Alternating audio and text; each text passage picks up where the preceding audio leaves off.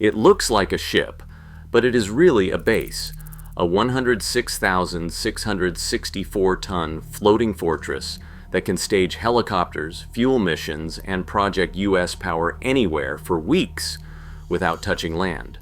No one dares attack it, not because it is unstoppable, but because hitting an expeditionary sea base means striking the nerve center of military aviation, logistics, and special operations in one move.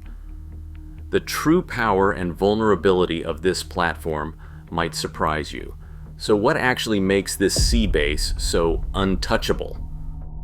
A warship sails into a crisis zone looking for a fight.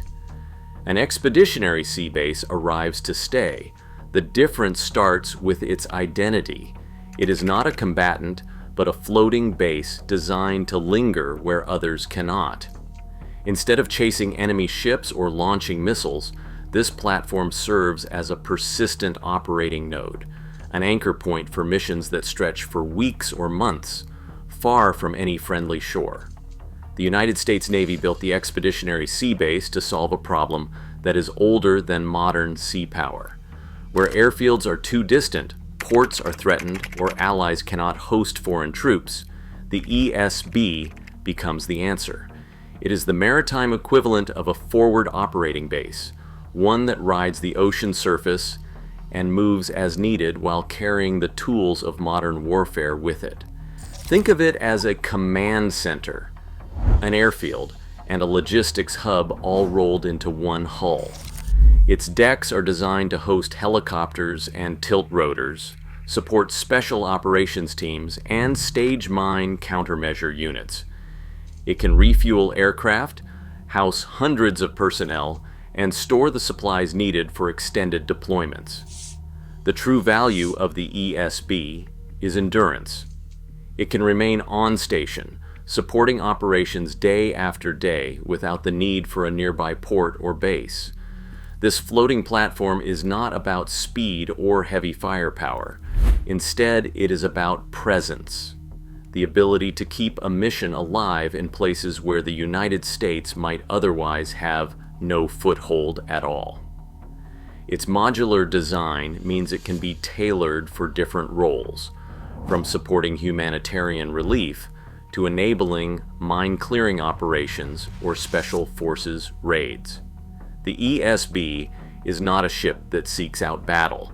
It is a base that brings the fight, the support, and the command infrastructure wherever the mission demands.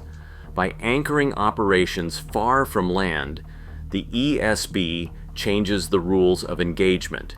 It turns open water into usable territory, letting commanders project power and sustain missions in regions that would otherwise be out of reach. In this way, the ESB becomes more than a ship. It is a persistent, adaptable presence, reshaping how the United States Navy operates across the globe. A single look at the Expeditionary Sea Base reveals a vessel that defies easy comparison. At 785 feet in length and 164 feet across the beam, the Expeditionary Sea Base spans nearly as long as a Nimitz-class carrier, yet its profile is all business, boxy, utilitarian, built for volume rather than speed. The hull displaces over 90,000 tons, and when fully loaded can reach more than 106,000 tons. This mass is not about armor or firepower. It is about endurance and capacity, the ability to bring an entire support infrastructure to sea and keep it running for weeks at a time. Propulsion comes from a twin-screw, diesel-electric plant generating 24 megawatts, driving the ship at a steady 15 knots. That is not fast by warship standards, but it is fast enough for global reach without burning through fuel or wearing out systems. The Expeditionary Sea Base can cover 9,500 nautical miles at its cruising speed without needing to refuel. That range allows it to cross oceans and remain on station in distant waters, far from any friendly port. Every aspect of the design is tuned for staying power, not sprints or evasive maneuvers. The real signature feature sits above the main deck, a sprawling flight deck that stretches the length of a football field. 4 full-size spots allow simultaneous operations by heavy-lift helicopters like the MH-53E Sea Dragon, medium utility birds such as the MH-60, and even tiltrotor aircraft like the V-22 Osprey. The hangar can shelter 2 large helicopters or a mix of smaller airframes, protected from the elements and ready for rapid turnaround. This is not a token capability. The Expeditionary seabase can sustain a continuous tempo of rotary wing flights, day or night, with fueling, maintenance, and mission prep all contained within its hull. Beneath the flight deck, the mission bay offers 25,000 square feet of open configurable space. Modular containers can be swapped in and out, including command centers, medical suites, mine countermeasure gear, or storage for unmanned vehicles. Cranes and ramps make it possible to launch and recover small boats, unmanned systems, or specialized mission packages. The ship's design makes it possible to reconfigure on the fly, adapting to the needs of each operation without returning to a shipyard. All this capacity transforms the Expeditionary seabase into a force multiplier. It can host multiple detachments, aviation, special operations, and mine warfare without crowding or compromise. The flight deck is not just a platform for aircraft. It is a launch pad for missions that would otherwise need land bases or specialized ships. In practical terms, the Expeditionary seabase's sheer size and endurance allow it to serve as a persistent, adaptable hub, supporting complex operations in places where no other single vessel could stay so long or do so much. A single mine can close a shipping lane for weeks, halting the flow of oil, food, and supplies through some of the world's most vital choke points. The Expeditionary seabase, ESB, is built to keep that from happening. Its flight deck supports heavy-lift helicopters like the MH-53E Sea Dragon, each one equipped to hunt and neutralize mines from the air. Below deck, modular bays store unmanned underwater vehicles and mine countermeasure gear ready to deploy at a moment's notice. This floating platform can launch, recover, and sustain a full airborne mine countermeasures package hundreds of miles from the nearest port, giving commanders the power to clear hazards and reopen sea lanes without waiting for slow-moving convoys of support ships. But the ESB's reach extends beyond mine warfare. Its open decks and mission spaces can be reconfigured for special operations forces. These are teams that rely on stealth, speed, and flexibility. With rotary wing and tilt rotor aircraft on hand, the ship becomes a staging point for covert raids, surveillance flights, or rapid response rescues. Enemy planners can never be certain what is happening aboard, a mine-clearing sortie, a special ops launch, or both. This ambiguity raises the threat calculation for any adversary. Striking at an ESB is not just about hitting a ship.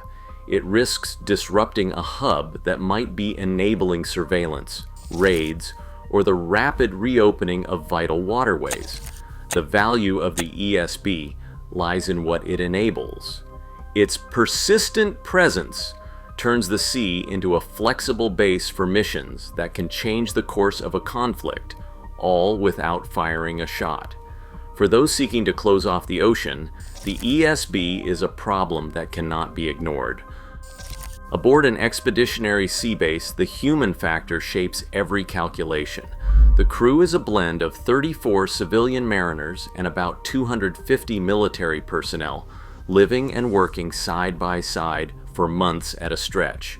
These are not just numbers on a roster. Civilian mariners run the ship's engines, keep the lights on, and handle navigation, while the military detachment manages flight operations, mission planning, and security. This mix creates a unique vulnerability. Any attack risks not just military lives, but civilian casualties, an outcome that carries political consequences far beyond the battlefield.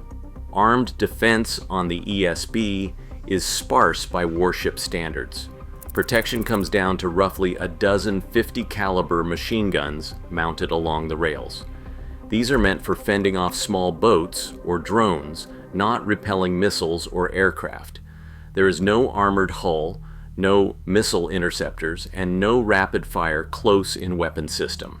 The ESB's design accepts these limits, trading heavy defenses for more space and endurance.